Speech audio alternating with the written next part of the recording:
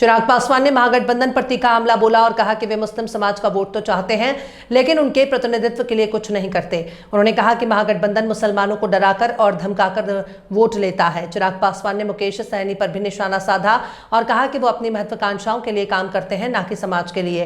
उन्होंने कहा कि उनकी पार्टी बिहार के विकास के लिए काम कर रही है और एनडीए की जीत सुनिश्चित करेगी।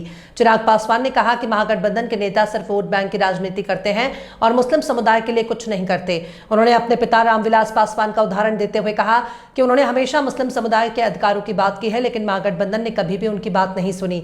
चिराग पासवान ने कहा कि एनडीए की एक ऐसा गठबंधन है जो बिहार के विकास के लिए काम कर रहा है और इस बार के चुनाव में भी एनडीए की जीत होगी। तो रिप्रेजेंटेशन देंगे नहीं, उनको डरा के धमका के अपने साथ वोट बैंक रखना चाहेंगे। सैनी साहब को ही देख लीजिए, अपना समझौता हो गया, खुद डिप्टी सीएम बनने की घोषणा हो गई तो भूल गए। सीटें मिले नहीं मिले, अपने समाज के बाकी लोगों को लड़ा पाए नहीं लड़ा पाए, ये सिर्फ अपनी व्यक्तिगत महत्वाकांक्षाओं की लड़ाई महागठबंधन के घटक दल लड़ रहे हैं। अरे जो लोग अभी तक चुनाव प्रचार में नहीं निकले, ये लोग बिहारियों की चिंता करेंगे?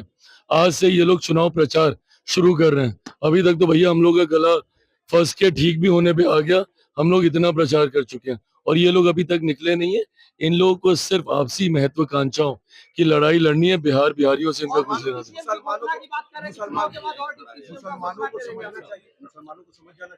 अरे तो बिल्कुल मुसलमानों को समझना चाहिए ना भैया, कौन मुसलमानों की बात कर रहा है? ये वही राजद है ना।